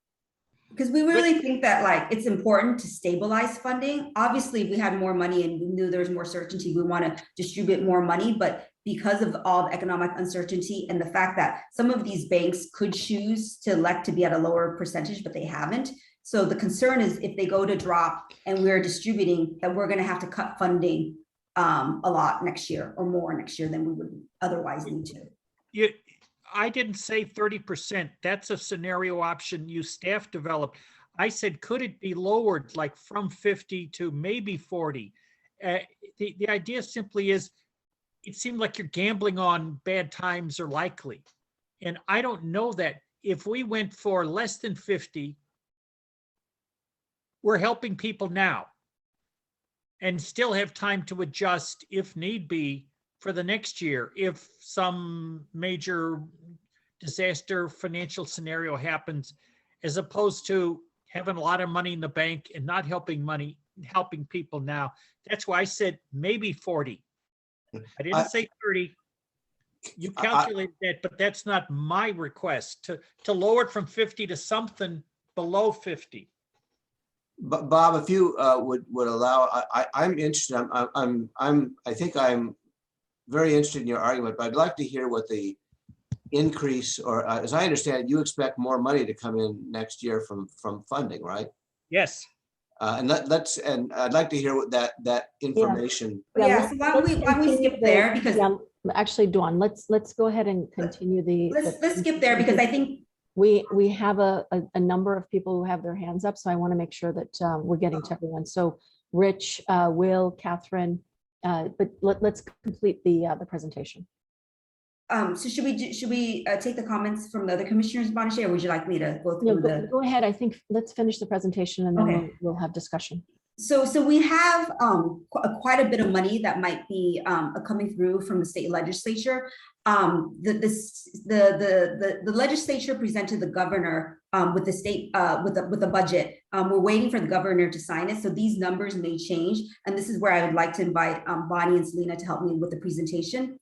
So in the current state budget proposal that went to Governor Newsom, Senate Bill 112 proposes to increase the equal access funds by $50 million as a one-time increase. That $50 million will drop to a $20 million next year, but they're allowing us to spend the $50 million over 2 years instead of 1 year.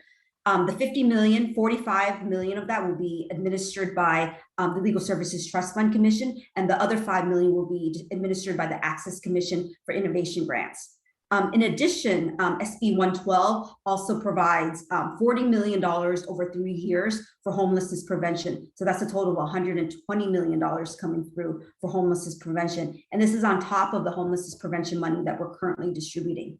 Then there's a separate bill, AB 1487, that we don't know the likelihood of this, because Selena and I don't think it's probably not likely that they would pass both the 120 million and this homelessness prevention fund, but they might pass it and not fund it. But what we've been hearing is that the ask for the AB 1487 is about 200 million. We don't know over the amount of time, and it would be hard to imagine that they would pass both 120 million and the 200 million.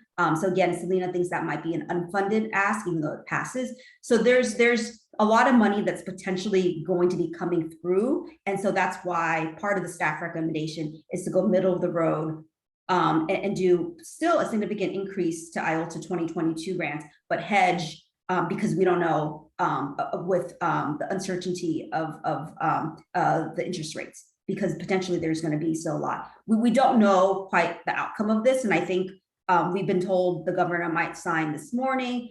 I think somebody else has said it might be Monday. I don't know if Catherine or Selena or Bonnie has an update. Yeah, Selena or Bonnie, would you like to weigh in? And it looks like there's a comment as well. Catherine may know as much as we know or more, especially around when we will know. I think there was a lot of rumors it may be today, but I think a lot of folks are talking about probably on Monday now. Catherine, does Monday sound right to you? Well, I guess yeah, I mean, whatever they're gonna do has to be noticed by the Constitution 48 hours before they vote on it. So if there's any, the legislature did submit a budget, but they've been spending the last 2 weeks in negotiations over what's in the budget. In my view, it can probably only go one way, which is down, it's not going to increase above these amounts. But any change means they have to then publish the new budget and give 48 hours notice to the public. So therefore, if there's a change, I don't think it's happening today. And if they notice today, then it could happen on Monday, or if they don't, it could happen on Tuesday. So I think that's kind of the likely scenario. If they decide to vote today on it, then it's probably these numbers. I think they will have noticed that already. So I think just to kind of summarize what Dwan was wanting to make sure commissioners were aware of is that there's additional funding that's available, but we just don't know the final amounts. And as Catherine said, they'll have to notice it. And since we haven't seen a notice today, the most recent data we have, or most recent numbers we have, are what's on this slide here.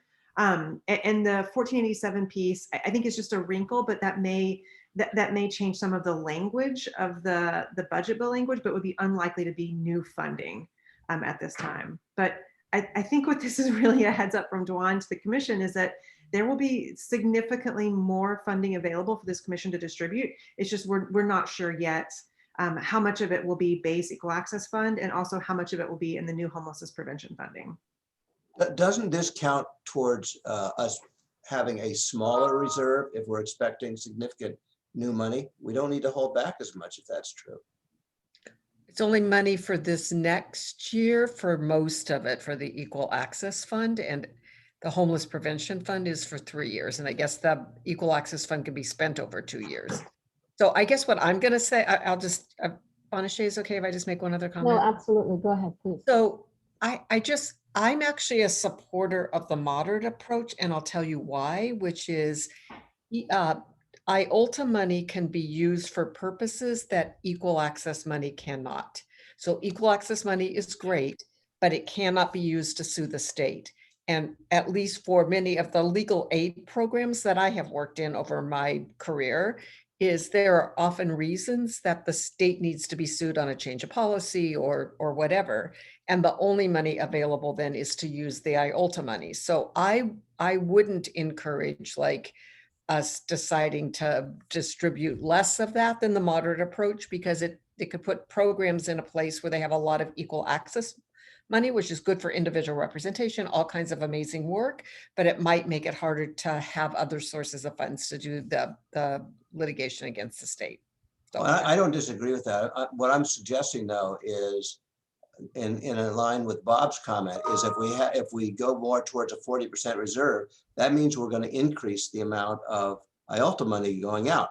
So I'm certainly not suggesting a reduction one way or the other. I'm just saying that the fact that there's some additional money out there leaves me a little less concerned about having quite as large a reserve, since we expect there's going to be some additional funding coming in. That's my only point.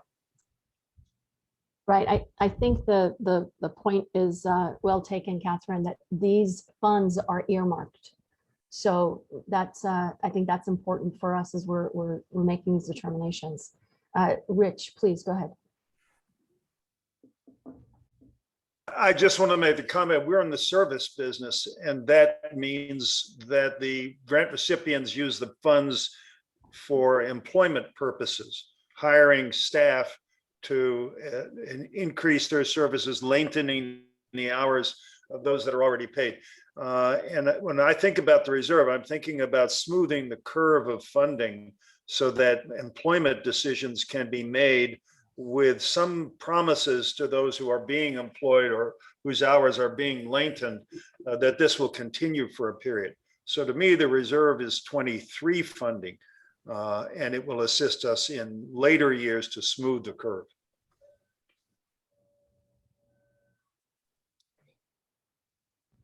Are we at the end of the presentation, ladies? We're at the discussion part. It's just the motion. Would it be helpful for us to plug in the 40% for you to see what the numbers look like? Because Carolina and Michael could do that pretty quickly. If Yes. you could do it, please. Yes, Yep. right now you're going to be showing us 75%, 50%, and 40%. Is that So correct? we showed you this.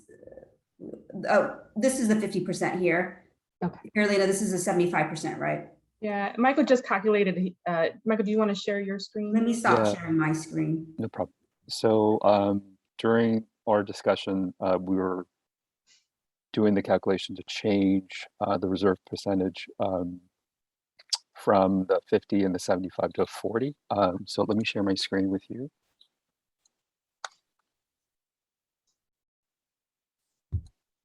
Okay, so this is our actual live worksheet in our Teams portal. This will look familiar to everyone. So what I did was I changed our reserve percentage to 40%. And what that's done is it's decreased the reserve amount. I think on the moderate approach, it was a little bit over $1 million or 11 million. With a reserve percentage of 40%, it drops it down to 9.4 million. The total grants available for distribution goes up a little bit to 37.8 million from, I want to say, 35. So it does make a little bit of a difference. But just for your consideration visually, what that might look like. So we're looking at a range of 11.6 million. I'm sorry, 11.6 million to 7 million for those scenarios, and the moderate being 9.3 in comparison to the 50%, which would put us at a range between 14.6 to 9.6. So the comparison point is for the moderate scenario of reserve will be 11.7 million with the 50% recommendation down to 9. That's 9. 9,398,000. So 9.3. So it would decrease to 9.3 for the 40%. I think the staff's concern was obviously we want to be able to distribute as much money to programs as possible, but it's what Rich was saying, being able to maintain that. And so our concern is, what if banks start asking to recertify at a lower rate, and then we can't keep that up next year? That a 10 million reserve might not enable us to then distribute another 37 million. Or Don, if the increase that we saw over the last several months in balances is more COVID related and that starts running off. That's my bigger concern than the rate. I think the rate is going to be stable. Even if it goes up, it may go up just a little bit. It's the balances that are the big unknown, and the trend right now shows it's going to go down.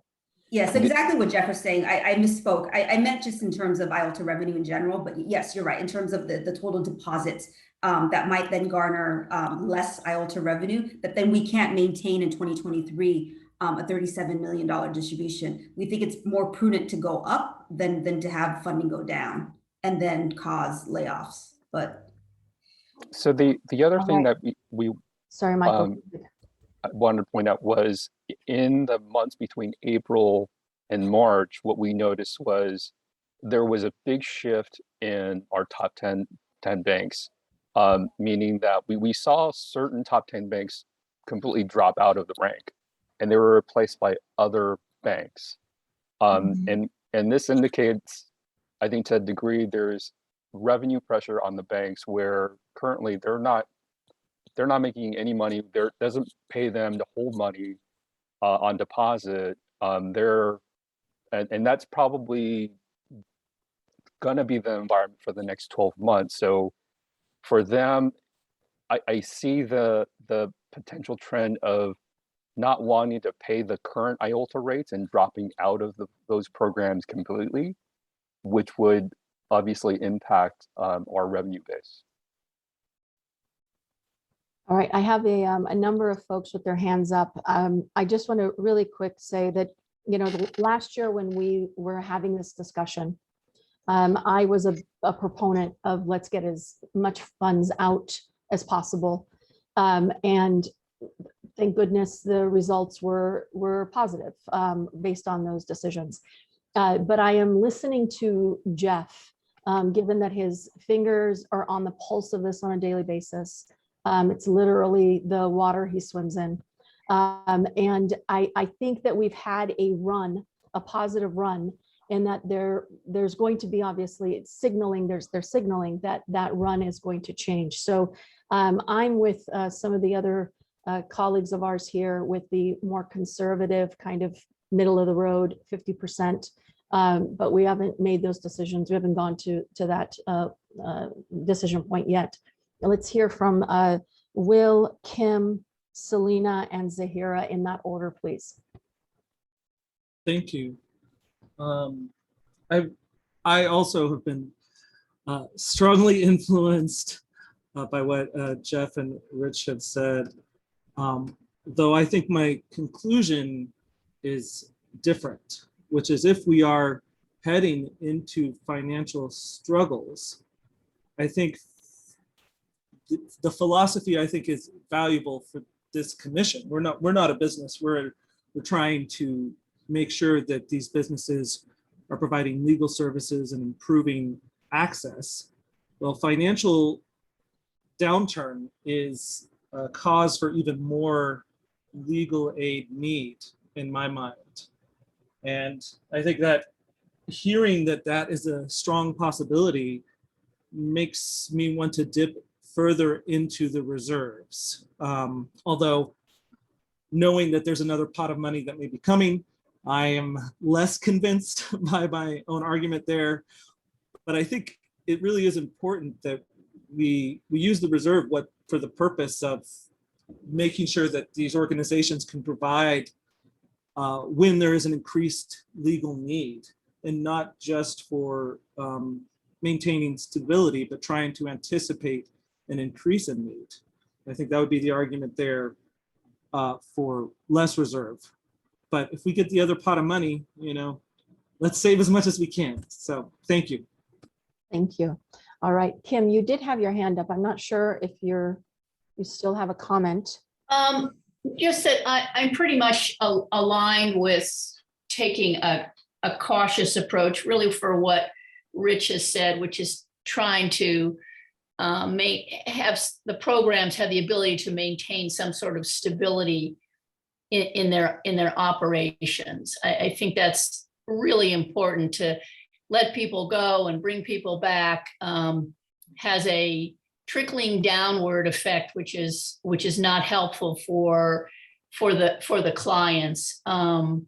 So I believe that the caution is the way to go. And I'm thrilled that we have more money coming in, but depending on how that's distributed, not every program will get all of those funds if some of it is pursuant to an RFP. But I think erring on the side of caution for the health of the programs is probably a good way to go. I don't know the dip in, if we go with a 23.4 distribution, I can't remember what we distributed in 2020. I think would be helpful to know that. Thank you. So the distribution amount there for the prior year was 23.9 is the baseline that we have in comparison. And so that's a 58% difference if we go with the 40% reserve. And I believe the 50% recommendation would modify that percentage change to, I believe, 48%. Thank you. Thank you. Okay, Selena and Zahira. My comment is in support of staff recommendation of the moderate, keeping 50% in reserves. And I think just to speak from an executive director, you know, we're a small program. We're not IOLTA funded, but I can at least speak from the executive director voice that I keep hearing, is that a lot of organizations, especially smaller programs, are worried that there'll be one-time increases. And then they get nervous about hiring because they say, what happens next year? And so if the commission sends a message that they are pushing out a fiscally responsible amount and then protecting you against what you predict may be a slight drop next year, then organizations will be able to hire because they understand that it will be likely to be level funding for 2023 after 2022. And I think that's really what's the most important thing, is pushing out, I think as Bonif just said, like pushing out what's, you know, reasonably appropriate to do as a funding that could be supported in future years. And it was great news this current year that we brought in more than we anticipated. But if that doesn't happen next year and we pushed out too much, it may mean that organizations will have to have layoffs. And so I know the personalities, they will be worried about hiring if they're worried about layoffs, even a year or two from now. And so I think the staff recommendation is very conservative. They're always very safe. They look at a lot of different variables. And I think that that would be something that the commission would feel confident would be able to have funds available for the following year. Thank you for that additional insight, Selena. Zahira, you had your hand up. Do you still have a comment? I do, and I just have like 3 pieces that I'll just say quickly. So the first one is just to, agree with the other comments in terms of the more conservative, moderate approach in the 50% reserve for the reasons that have already been stated. The other piece is just as we're looking at these materials, and the way that we discussed it last year and the way we're discussing it this year is the 2019 revenue. There are times when we position this as if it is part of a trend rather than an anomaly. And in terms of the year, I would recommend that we treat it as an anomaly in terms of revenue rather than something we're trying to get back to, because we don't know if we'll ever get back to that level of revenue in terms of IOLTA, and not setting that expectation for legal services providers. It was a one-time piece. That's something that we also communicated, I believe, to them at the time, and the money wasn't fully spent. And so to try to continue to get back there, I don't think is an expectation anyone really has. And that then kind of shifts, I think, a little bit of how we present the information, because it's not trying to get back to the 2019 revenue and therefore 2020 distribution. It's trying to kind of have this like evening out of the pieces of work. And then the last piece that I'll just add, and it's not something, we have specific regulations in terms of how we can spend money and how much money we need to spend in every year. But one of the tools that private foundations have, for example, that allows for that smoothing effect is that they can look at 3-year averages. And that helps them understand, okay, I have a bump this year, but if I go down next year, there's still this level of averages to understand what that smoothing looks like. And even if that's not part of how we can do our distributions, I think having some sense of like what the average is over time, what for me would be conceptually helpful to just have a general understanding of like what's kind of flowing through, even if we might have some higher levels rather than lower levels in any given year. So thank you.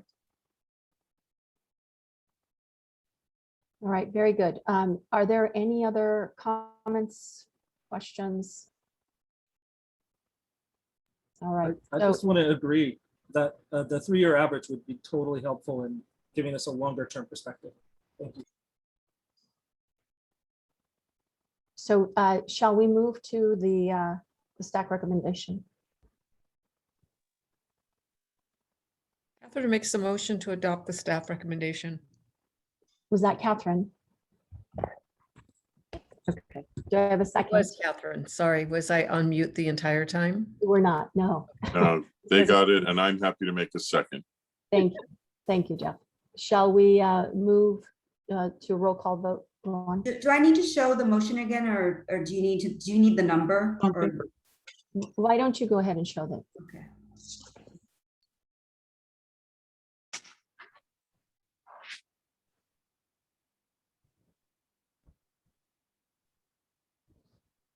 So this is the motion that the commission will recommend to the Board of Trustees to approve the 2022 distribution in the amount of $35,487,840. And then the projected reserve, this is for at the end of 2022, will be $11,747,500.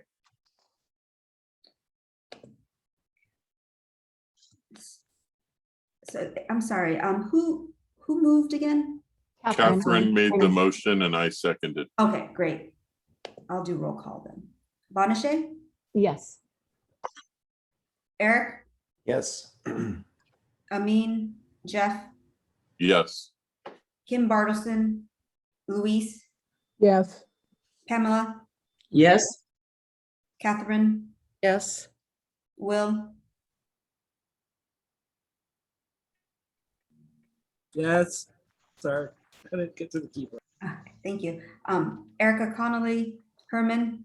Yes. Rebecca? Corey? Zahira? Yes. Jim? Yes. Bob?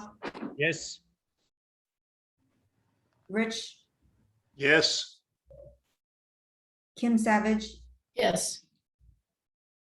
Christina? Yes. Erica, I have 14? Yes. Okay, great. Motion passes. Very good. Thank you very much for that, the discussion and also all the back end work from the staff. Madam Chair, Yes. if I may, I just want to compliment staff on the great work that they did. This is a tough area, so many moving pieces, and I think they did an excellent job in breaking it down, being able to give us an adjusted number right here on the spot. I think that's all very admirable. So I just want to compliment and thank the staff for all the hard work they did on that component. So thank you. Thank you very much, Jeff. And thank you, Jeff, for consulting with us the last few weeks. Yes, it's been a benefit to all of us to have you, Jeff. And I echo everything that Jeff just mentioned regarding the staff. So let's move on to B, approval and recommendation of partnership grants. Yes, I have an update. Crystal Bonding, who's the committee coordinator, could not be here today. So I have an update from the Partnership Grants Committee. And Christina, please do jump in if I have misspoke. So the grants, the partnership grants, they met on Friday, June 18th to discuss the 2022 partnership grant recommendations. And normally this is the meeting where where it comes to you to approve the recommendation that then gets sent to the Judicial Council. However, there are some substantive concerns about one applicant. And so the Partnership Grants Committee is meeting for an additional meeting in July, and they will then bring back their recommendation to the Commission in August. And I think that won't delay the timeline because Bonnie won't take the recommendation to the Judicial Council until September, I believe. So we'll still hit all our deadlines if we delay it just one more meeting. Christina, did I get that correct? Perfect. Okay, great. Thank you. Very good. Shall we move to the liaison reports with Board of Trustees? Mark, I think Christine has left us. Am I seeing that correctly? I see Christine. I'm here, but Oh, I you do? defer to Mark. Okay, very good. All right. Hello, I think the only real report that I want to share with the commission today is that the Board of Trustees is very pleased that we have hired Leah Wilson to be the next executive director of the state bar. And she'll be starting in early July. And she's already started meeting with each individual trustee. I'm meeting with her next week myself. And I think that we have a lot of exciting things going on, especially with the new board members like myself and Christine. And we're going to be looking forward to our first in-person meeting next month. We four of us, besides the two of us, Melanie Shelby and Arnie Sowell, have not been to a meeting in person. So that's about it that I got for now. Thank you very much. Thank you. And really, it's wonderful having the two of you. We've had those seats empty for a little while, so it's great to have your voices, your partnership, and we're looking forward to more of that together. And All right. maybe Christine, do you have a quick word to say of hellos? Just want to say hello, but Mark was very thorough. And I look forward to my very first in-person Board of Trustees meeting on July 22, I think. So that should be fun. But I'm happy to be here, and thank you so much to the staff for taking the laboring of preparing such a very thorough presentation today. Thank you. Thank you both. All right, let's move on to Bonnie. Hi, thank you. I actually don't have much to report. I think you've already heard that we are all waiting on the new information about equal access. I'm very excited about that. Thanks. Thank you, Bonnie. Selena? I feel like I'm standing between y'all and a weekend. But I echo what Bonnie said. We have been spending so much time and energy in answering the legislative questions about Equal Access Fund and Department of Finance questions and Governor's Office questions. And I just want to commend this body of folks, because what has really been clear throughout this process as we're advocating for more funding for legal aid is that the fact that you take all of these matters so seriously does come into consideration when the legislature is thinking about how to distribute funds. And I'm always able to say very clearly that this is a body of experts with people with very different opinions. You definitely are not all yes people. And really the legal aid community can trust you to be, you know, fiduciarily responsible for the funds, and the legislature should too. And so that I know that Dwan and others on the State Bar have been responding to countless questions. Bonnie and I have been too, about increased funding for legal aid and how is the most responsible way to get it out to the state. And again and again, Legal Services Trust Fund Commission is the correct answer. And so I just, want to thank you all for taking this so seriously. I know it's a lot of funding, and I know it's very hard work, but because of your seriousness, that's why the legislature trusts you to administer these funds. And like Bonnie and everyone else, I'm waiting for the final budget to see what those funds will be. So thank you, everyone. Thank you, Selena, and thank you for all of the work that you do there at the state level, and also being the voice and advocate for all the programs and your kind words.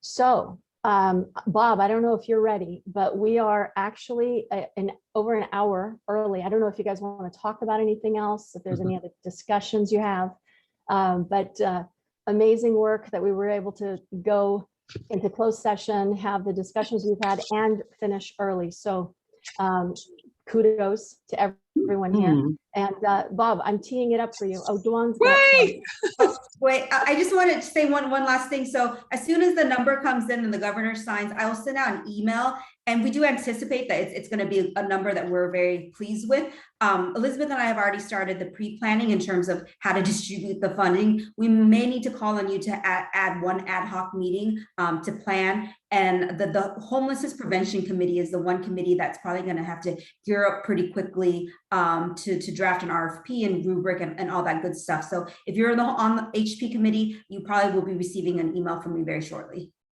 Okay. Very good. All right. So without further ado, Bob, where are you? So you'd like to make a motion to adjourn? I was going to say, I see Pamela had her hand up. I thought. I just had a simple question for Dewan that I could email her about. It's very basic, so I can email her. Of course, Pamela. And she'll give that back to me later. And Herman has his hand up, Bonachet. Herman. I really am trying to adjourn. You guys get this? All right, Herman, please. Herman, go ahead. Will our next meeting be face-to-face? So I know. That's a great question. Bonachet and I talked briefly about it, and I think we were leaning no, but okay. It's okay. But if you have a strong desire, let us know. No, I'm good at home, so it works for me. I'm seeing a lot of shaking heads of no. As and when there is the possibility of in-person meetings, I'm going to ask the chair to work with staff that there be an option that some of us could potentially still call in from home, office, Totally. park, or wherever, Yes, different from those who attend the office in person. So with that, I'll move to, please God, adjourn. thank you. I have a second. Second, Who was that? Zahira. Zahira. It was a very light second. All right. So have a wonderful weekend, everyone. Thank you so much again. And we'll see you next time. All right, you all too. Bye, thank Bye. you. Thank you.